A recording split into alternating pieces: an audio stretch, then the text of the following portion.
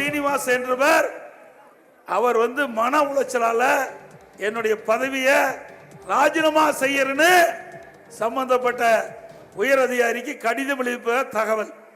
ஆக இனி நமக்கு பாதுகாப்பதற்கு நாம தான் பாதுகாத்துக்கணும். காவல்துறை அதிகாரிகளுக்கு இப்படிப்பட்ட நிலைமைனா மக்களை யாரு பாதுகாக்கிறது? பயிர வேலி பாதுகாக்கும். அதை போல மக்களை பாதுகாப்பது காவல்துறை.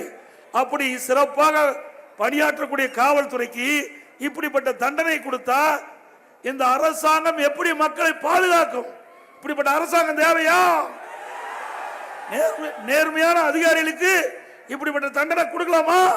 சொல்லுங்க. மக்கள் தான் நீதிபதி, நீங்க தான் நீதிபதி. நீங்களாம் ஒரு அரசாங்கத்தை தேர்ந்தெடுக்கிறீங்க. அந்த அரசாங்கத்தை தேர்ந்தெடுக்கக்கூடிய நிலையில இருக்கின்ற மக்கள் நீங்க நல்ல தீர்ப்பை கொடுக்க வேண்டும். இப்படிப்பட்ட அரசாங்கத்திற்கு 2026 சட்டமன்ற தேர்தலில் மிகப்பெரிய மரண அடி கொடுக்க வேண்டும். கொடுப்பீங்களா? அது மட்டுமல்ல, இன்னைக்கு அனைத்து இந்திய அண்ணா திராவிட முன்னேற்ற கழக அரசு இருக்கின்ற பொழுது நிறைய திட்டங்களை இந்த பகுதி கொண்டு வந்து நிறைவேற்றிக்கிறோம். குறிப்பா சொல்ல வேணும்னா கஜா புயல் இந்த பகுதி புரட்டி போட்டு விட்டு போயிட்டது. மிக மோசமான கஜா புயல்ல மக்கள் வாழ்வாதாரம் இழந்து இருக்கின்ற அந்த சூழ்நிலை, விவசாயிகள் பயிரிட்ட பயிர்கள் எல்லாம் அழிந்து போய்விட்டது, சேதமடைந்து விட்டது.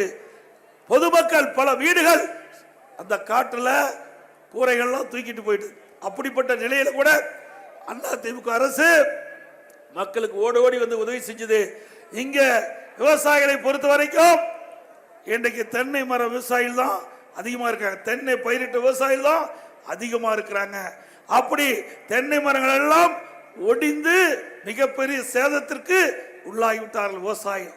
எங்களுடைய கவனத்திற்கு கொண்டதுடன் அம்மாவுடைய அரசாங்கம் அந்த ஒடிந்த மரத்தை அப்புறப்படுத்துவதற்கு 500 ரூபாய் கொடுத்தோம். மரத்துக்கு அந்த மரத்தை அப்புறப்படுத்துக்கு அதற்கு அதாவது நிவாரணம் 600 ரூபாய் கொடுத்தோம்.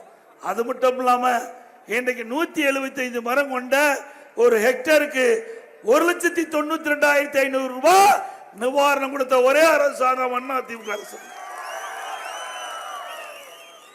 அந்த